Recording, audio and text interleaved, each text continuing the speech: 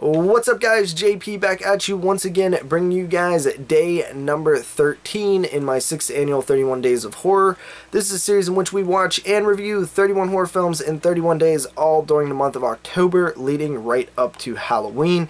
And of course, the theme this year is just films that I've never seen. I kind of wanted to hop all around. I wanted to go very old school with stuff from the 60s, go into the 70s, 80s, 90s, 2000s, modern films, brand new films, pretty much anything that I haven't seen, and I'm having a blast doing it. And this was another fun experience for me. I got this double feature here from Umbrella Entertainment, and for day number 13 we're reviewing Kadaicha, which I'm not exactly sure how you pronounce that, but it's also under the title like Stones of Death or something like that.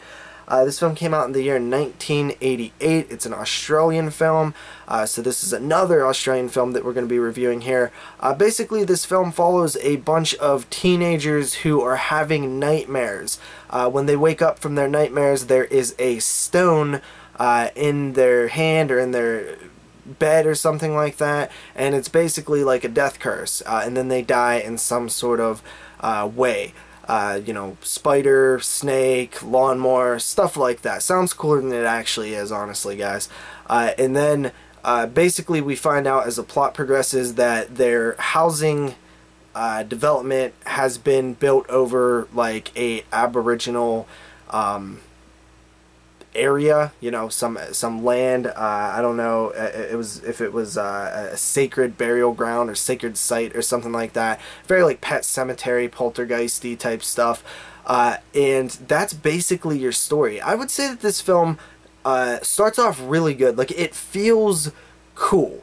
It's one of those movies that if you were flipping through the channel late at night and you stopped on it, it would hold your attention, and you would just be like, oh, this is a weird 80s movie that I've never seen, and you would want to watch it. And for that reason alone, I would recommend this film, but I don't think that it is actually a good movie.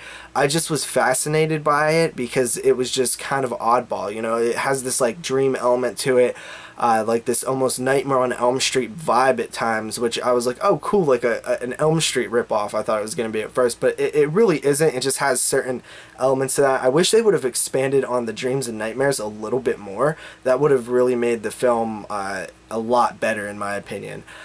And then of course you have like the poltergeist element where they built their town or houses on top of this Aboriginal sacred ground or whatever.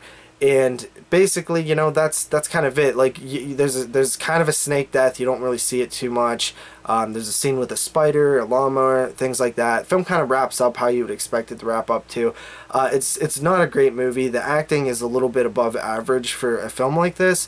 It's just more intriguing and interesting than anything, just because it's a film that I'd never seen or heard of or anything like that. And I'm gonna come in at a 5.5 on this one. I am going to give it a recommend, though. I do recommend checking out, just for anybody who is a fan of 80s horror. This is one you might have missed. So that's it for today, guys. See you guys tomorrow with another review. Peace out.